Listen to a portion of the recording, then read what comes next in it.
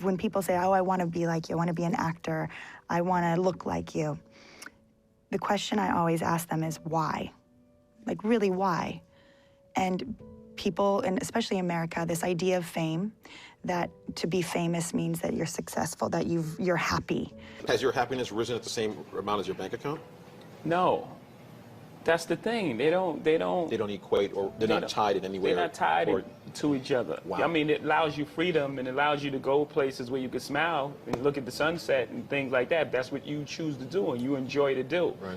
But there are a lot of people with tons of money who are unhappy because either they become a prisoner of their money, right, or they become so consumed with getting money that they don't allow time for happiness. I thought it would be good to be rich and famous. It would be good to be the opposite of this. It would be good to have stuff. It'd be good to have money. It'd be good to be invited to the party. Well, I've been invited. I've been in. We're having this chat in a private Swish members club in East London. It's super cool. There's bare brick walls. Everyone's double good looking.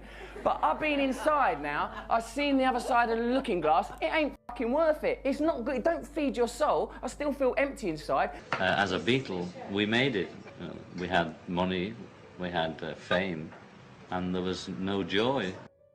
I had bought into the not uncommon notion that when I taste success, when I get over there, then I'll be happy.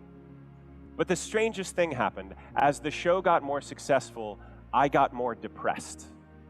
And I kind of had to keep that to myself. Why am I unhappy? Okay, Stephanie Gaga, hybrid person. Why are you unhappy? Why is it that you want to quit music? At the time I was 23, because I had everything a man could want. Even then, I was a millionaire. I had beautiful women in my life.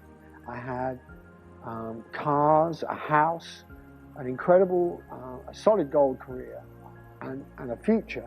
And yet, on a daily basis, I wanted to commit suicide. If you are looking for fame to define you, then you will never be happy. And you will always be searching for happiness, and you will never find it in fame. The media told me every day, and it's telling you every day, what it is to be successful.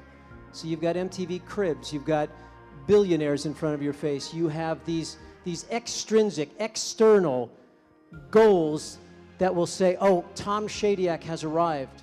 He has the right house, the right car, he flies privately. And when I got there, it was empty. We are told that if we're beautiful, if we're skinny, if we're successful, famous, if we fit in, if everyone loves us, that we'll be happy. But that's not entirely true.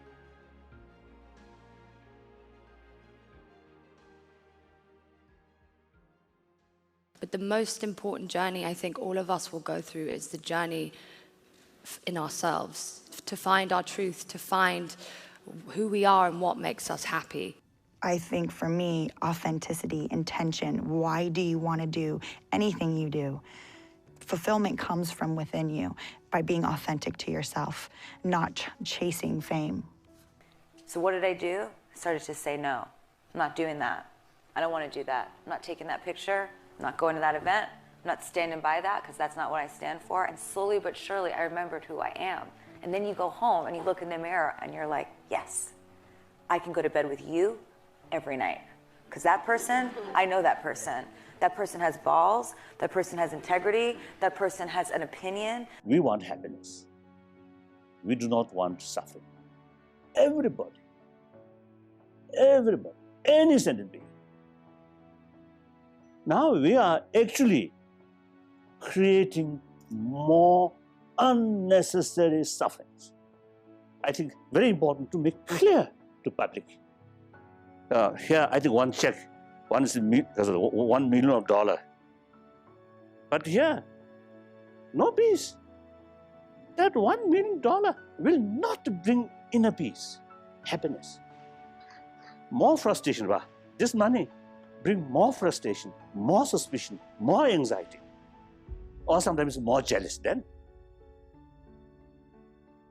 So inner peace is the ultimate source of happiness, joyfulness. It's not what is happening that is making us happy or unhappy. It is how we are responding to those things that determines whether we are happy or unhappy. So I want to start off with a few questions. Your first question is, are you having a good day? My second question for you is, why? If you're having a good day, why are you having a good day? Or if you're having a bad day, why are you having a bad day?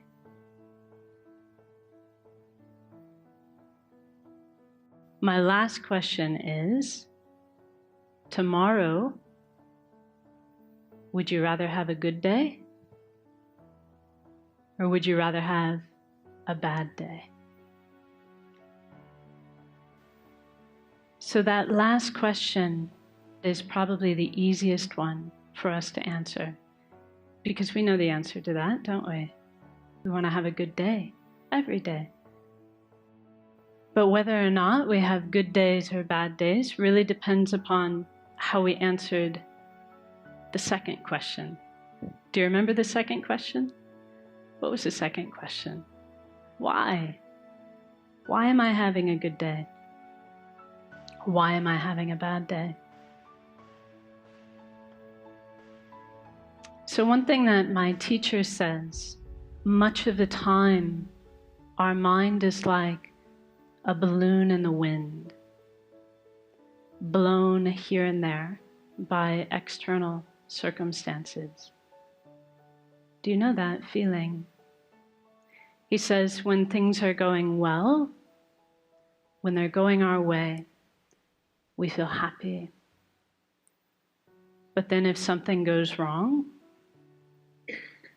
for example, he says if we're forced to work with a colleague that we dislike.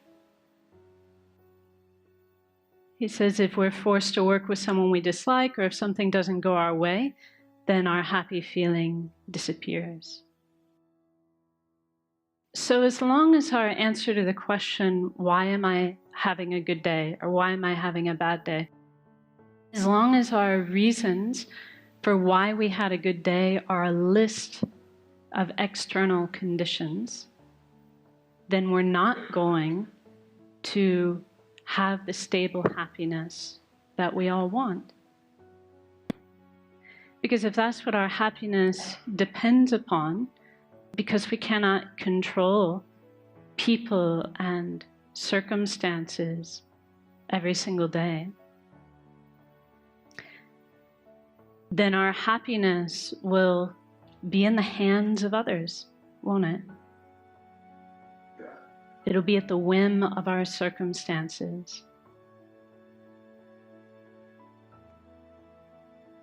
So if you really wish to have a good day every day, we've got two things we need to do. So the first thing that we need to do is we need to stop outsourcing our happiness and outsourcing our unhappiness onto people and circumstances. In other words, we need to stop attributing our happiness to what's going on externally, and we need to stop blaming others, especially blaming others, for our unhappiness. Our second job is to actively cultivate a source of peace and a source of happiness coming from inside our own mind. Happiness and unhappiness are states of mind, and therefore their real causes cannot be found outside the mind. So if we have a peaceful state of mind, we will be happy regardless of people and circumstances.